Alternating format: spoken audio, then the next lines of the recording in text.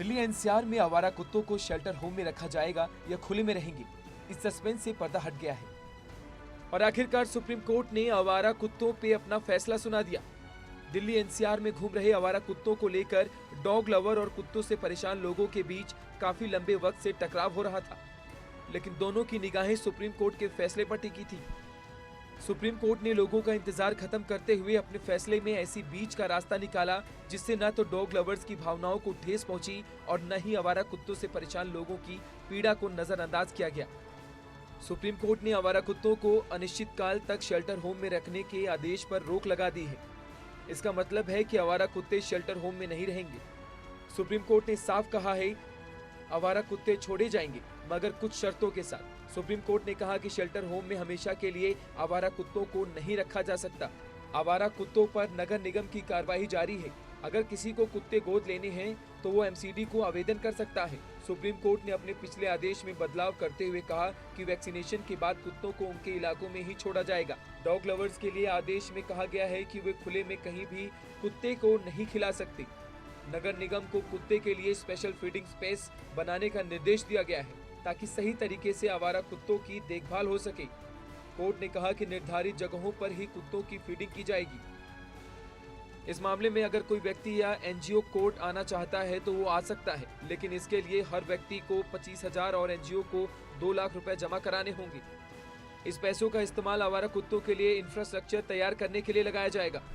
तो आज जो ऑनरेबल सुप्रीम कोर्ट ने कहा है वो ये कहा है कि पहली बात तो उन्होंने पूरा स्कोप वाइडन अप कर दिया है कि ये जो ऑर्डर है ये एप्लीकेबल है सिर्फ दिल्ली के लिए नहीं बट सारी स्टेट्स ऑफ इंडिया को।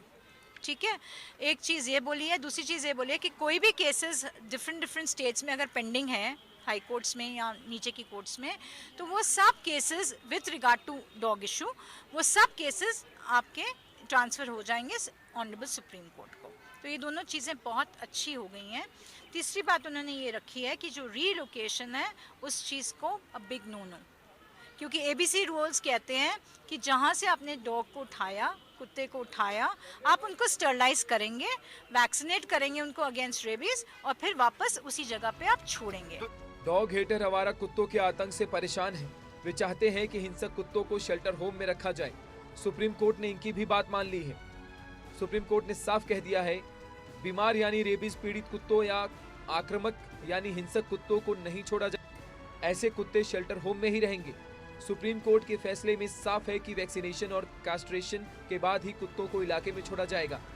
कोर्ट ने चेतावनी देते हुए कहा कि अगर कोई नियमों की अवहेलना करता हुआ पाया गया तो उसके खिलाफ कड़ी कार्रवाई की जाएगी। वही नियमों का उल्लंघन करने वालों के खिलाफ शिकायत दर्ज करने के लिए हेल्पलाइन नंबर शुरू किया जाएगा। नहीं, सही फैसला है। जो सही कुत्ते हैं मतलब वो घूमे, लेकिन जो पागल कुत्ते जो लोगों को परेशान करते हैं उनको तो लेके जाना ही चाहिए। इस तरह से जो सड़क पर घूमना और करना ये तो गलत है। किसी को काट ले, किसी को कुछ कर ले, किसी को परेशानी